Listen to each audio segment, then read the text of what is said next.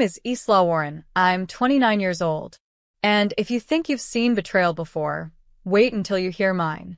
That night, my hands were trembling so hard I thought the silverware would rattle off the table. My sister smirked, tilting her wine glass like she was queen of the world. Mom leaned forward, lips curling, and said it loud enough for everyone at Christmas dinner to hear. "The garage is ready for you." The room burst into laughter. Everyone, even the little cousins who didn't understand, giggled because the adults did. The garage. My room. My punishment for being the daughter who didn't shine, the one who never fit into their golden narrative. My sister's empire, her glamorous business, her perfect boss, her sparkling image, was the crown jewel they worshipped. And me? I was the punchline. I swallowed the fire in my throat, blinking back the humiliation. But I didn't argue. Not anymore. Because the thing they didn't know, the thing that made my pulse thunder beneath my skin, was that I had been hiding something far bigger than their secrets, bigger than their laughter. 5 years of silence. 5 years of building in the shadows. 5 years of watching while they told me I was nothing, all while I quietly stitched together an empire of my own. And as my sister basked in the attention, her boss, seated proudly at the end of the table, raised a toast to her brilliance. He didn't know that his phone was about to explode with messages. He didn't know the mysterious CEO he'd been desperately trying to impress was sitting 3 chairs away, wearing the same smile he thought belonged to a failure. I gripped my glass tighter. The rage melted into something sharper, colder. Because tonight, at exactly 8:45 p.m., Christmas would never mean the same thing again. The air in the dining room felt heavy, every laugh echoing like nails against glass. My sister, Charlotte, batted her lashes and leaned into her boss's attention. Her empire, they called it, but what no one here knew was that her empire wasn't hers. Not entirely. The man sitting at the head of the table, Mr. Ellison, thought he was mentoring a bright young star. He thought Charlotte had built her brand from the ground up. But the paperwork, the patents, the silent investments, all of that had flowed through me. Through names they didn't recognize, companies I had layered like armor. The phone buzzed once. Then again. Mr. Ellison's smile faltered. He tried to ignore it, lifting his glass, but then the buzzing turned into a steady vibration against the polished oak. Finally, he glanced down. The blood drained from his face. Across the table, Charlotte reached for his arm. "Is everything okay?" His jaw tightened. "Who is this?" he barked, standing so fast his chair screeched against the wood. Every set of eyes in that room snapped toward him. "Who's who?" she stammered. He held the screen like it was poison. "The CEO, the real CEO, just introduced themselves. Said they own the contracts, the shares, the foundation of everything we've been building. They have proof." A silence fell so sharp I could hear the hum of the chandelier. I kept my smile soft, almost polite, as though I hadn't planned every second of this reveal. My fingers brushed the edge of my phone beneath the table, where a single scheduled email had detonated across every inbox connected to her company. Charlotte's face turned pale, her confident smirk twisting into panic. But me? I simply took a sip of water and asked, calm as ice, "Still think the garage is ready for me?" Charlotte's fork clattered onto her plate. The sound was sharp, final, like a gavel announcing the end of her charade. "Teach, this is a mistake," she stuttered, her voice trembling. "I'm the CEO. Everyone knows that. This is just some hacker trying to—" But Mr. Ellison cut her off, his voice thunderous. "Hacker? Then explain these documents." He slammed his phone down onto the table, the screen glowing with contracts, registrations, and shareholder agreements. All watermarked. All verified. All signed. Not by her name. By mine. The color drained from her face as recognition flickered in her eyes. Mom shifted uncomfortably, darting a nervous glance my way. "Sweetheart," she whispered to Charlotte. Just explain it. Tell them it's a misunderstanding." But it wasn't. It had been 5 long years of letting her parade around in borrowed feathers, stealing credit for ideas she hadn't birthed, acting like I was the embarrassment while she basked in applause. They laughed at me for living small, for staying invisible. They thought invisibility meant weakness. They didn't realize it was strategy. Charlotte reached for her boss's wrist. "Please, you have to listen." He yanked his hand away, venom in his eyes. "I invested millions because of you. Because I believed in you. And now I find out you're nothing but a front? Do you have any idea what this means for me?" Charlotte's mouth opened, but no words came out. I leaned back, folding my arms, watching her crumble beneath the weight of the truth she'd never prepared for. Finally, I spoke, softly, but with enough bite to slice through the silence. "Don't worry, Charlotte. Christmas is about giving. I just gave you the gift of reality." Her eyes widened, horror dawning as the laughter at the table shifted, not toward me this time, but toward her. And that was only the beginning. The laughter around the table wasn't warm anymore. It was jagged, sharp, the kind that slices through pride and leaves nothing but humiliation behind.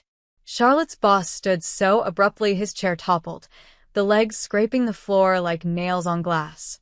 "Do you realize the legal implications?" he spat, pointing a trembling finger at her. "Fraud. Misrepresentation. Investors will demand their money back. This could ruin me." Charlotte stammered, her voice cracking. "It wasn't fraud, it was just a way to help my sister. I was the face, but she stopped herself, glancing at me. For the first time, she seemed to remember I wasn't her shadow anymore. I tilted my head, meeting her stare with cold calm. "Go on. Tell them who really built it. Tell them whose name has been on every patent, every agreement, every sleepless night's worth of work." Her lips quivered, but nothing came out. Mom finally snapped, slamming her hand on the table. "Enough of this. This is family business. You don't drag outsiders into it. Whatever you think you've done, whatever stunt this is, stop it now." But Mr. Ellison wasn't listening. He was already dialing his phone, his face pale with panic. "Get legal on this." "Now," he barked into the receiver. His eyes flicked back at Charlotte with disgust. The room had shifted. My parents' mocking smiles were gone, replaced by nervous whispers. Cousins and aunts who once sneered at me were suddenly quiet, their forks abandoned. Charlotte tried to reach for me again, desperation painting her face. "Please," she whispered. "We can fix this. We can." I leaned closer, my voice like ice. "You had 5 years to fix it. 5 years of pretending I didn't exist. Tell me, Charlotte, what does it feel like to watch your empire crumble on the night you thought you'd won?" Her face collapsed into her hands. And in that silence, with the world finally seeing her truth, I realized this wasn't revenge. This was balance. Charlotte didn't eat another bite. Her fork lay abandoned, her perfectly curated smile gone, mascara bleeding into the corners of her eyes. The woman who strutted through every room like a queen now looked like a child who'd been caught stealing. Dad tried to salvage the evening, his tone falsely steady. "We'll handle this as a family. No one here needs to know the dirty details." But he forgot one thing. The world was already watching. Because at 6:15 p.m., when Charlotte's boss's phone buzzed with urgent, so did half the board members. Screens lit up across the city. Articles, leaked documents, proof of every lie she had spun. And when her boss's face drained white, the others noticed. They leaned in, phones in hand, murmuring, "Is this true? How long? Does she even own any of it?" Charlotte's hands trembled as she reached for her glass of wine, but the stem slipped, crashing to the floor. Red spread across the tablecloth like blood. Mom hissed, "Pick it up," but Charlotte froze. Her empire was dissolving faster than that spill. Then the doorbell rang. Every head turned. Dad rose, muttering, "Not now." But when he opened the door, the cold air carried in 2 men in suits, one carrying a leather folder, the other flashing credentials. "Charlotte Green?" one asked firmly. Charlotte's eyes widened. "That's me." "You've been served," he said, placing the folder into her shaking hands. "Court summons. Intellectual property dispute. Fraud investigation pending." The silence was deafening. You could hear the faint crackle of the fireplace as Charlotte's world went up in flames. I sat back, calm, watching it unfold. Charlotte's boss didn't wait for explanations. He adjusted his jacket, sneered, and said, "You're finished." Then he left without looking back.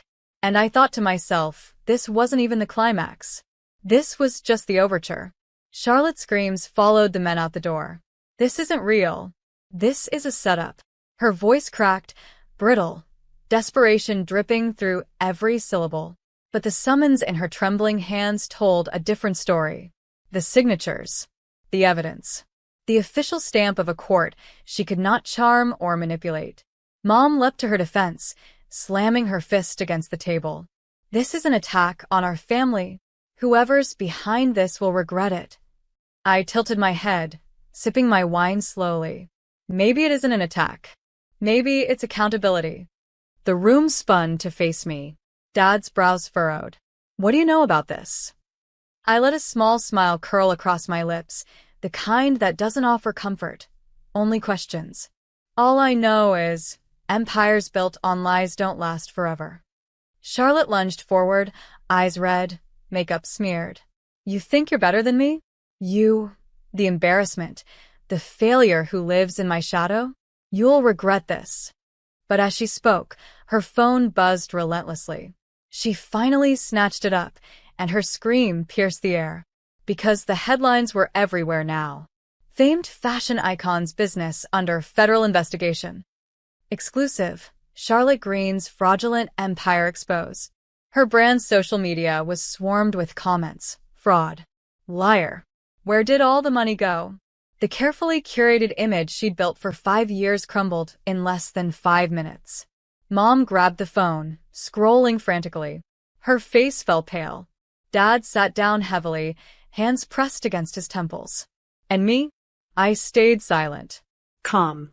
Watching as the family that had mocked me, minimized me, laughed at me just hours ago began to unravel before my eyes. The perfect Christmas dinner turned into a funeral for Charlotte's empire. But the real surprise was yet to come. Because at exactly 11:45 p.m., my phone buzzed with a message I had been waiting for all week. 3 words glowed on the screen, sealing everything I'd set in motion. "It's all done." The family's chatter had dissolved into whispers, then into silence. The only sound now was Charlotte's shallow breathing as she scrolled through notification after notification, partnerships dissolving, sponsors withdrawing, her face plastered on every outlet for all the wrong reasons. At 11:50 p.m., the front doorbell rang. Dad snapped, "Don't answer it," but it was too late.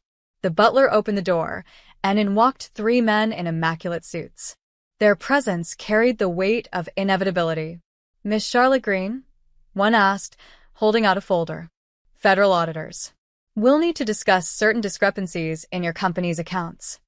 Charlotte stammered, You can't just barge in on Christmas Eve. This is harassment." The lead agent arched a brow. "Fraud doesn't take holidays." The air cracked with tension.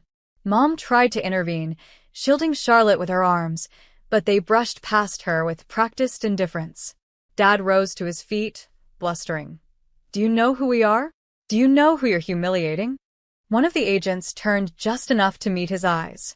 "Yes, sir. We know exactly who you are. That's why we're here." The room froze.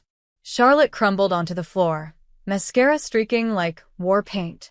She grabbed at Mom's dress, sobbing. "Make them stop. Do something." But there was nothing left to do. The empire was gone. The lies were public. And with every passing second, her downfall was broadcast to the world. Dad turned toward me then, his face shadowed, voice trembling in a way I'd never heard before. Did you have something to do with this?" I didn't flinch. I leaned back in my chair, swirling the last of the wine in my glass. Funny thing about truth, it doesn't need my help to destroy someone. It just needs a little light. Charlotte shrieked, "You set this up. You destroyed me." Her finger pointed like a dagger, but the weight of her own guilt dragged her voice into hysteria. The agents began ushering her toward the door, her cries echoing through the house like the final chords of a broken symphony. The laughter that once mocked me was gone, replaced by dread, regret, silence thick enough to suffocate. And as the clock struck midnight, the first moments of Christmas arrived, not with carols, not with gifts, but with the sound of my sister's empire shattering into dust. But my revenge wasn't complete yet, because tomorrow morning, when the sun rose, they would learn the truth about me. Christmas morning dawned not with joy, but with silence heavy as stone. The dining room was still a battlefield of broken glass, wine-stained linens, and the echo of Charlotte's screams. My parents sat in the living room, pale and hollow, avoiding each other's eyes. At 7 a.m., my phone buzzed again. This time, the message was short, sharp, undeniable. Transfer complete. I stood, smoothed my dress, and stepped into the room where my family huddled like refugees of their own making. Dad's voice cracked. What did you do?" I met his gaze, unflinching. "Do you remember last night? When you laughed at me, called me useless, mocked me for being nothing?" I leaned closer, my words slow, deliberate. "That garage you offered? That humiliation you thought I'd swallow? It was built on the company I created, the one you erased me from." Mom gasped, shaking her head. No. "No, you're lying." But I pulled out my phone and opened the live stream. Tens of thousands were watching as an official press release rolled across the screen. New CEO revealed. Alyssa Carter reclaims green innovations. Charlotte's face flashed next to mine. One caption beneath it read, "The liar. The fraud. The sister dethroned." Mom's hand flew to her mouth. Dad staggered back like he'd been struck. I spoke softly, the words cutting sharper than any scream. "You spent years calling me nothing. But today the world knows who I am. And who she isn't." The silence was deafening. Charlotte's empire wasn't just gone. It was mine again. Every patent, every partnership, every dollar tied to her name had been restored to its rightful place. And her downfall was written not in whispers, but in headlines. I turned toward the door, my voice steady, final. This Christmas, I didn't need gifts. I just needed justice. And without looking back, I left them the ruins of their own cruelty, walking into the morning light, free at last.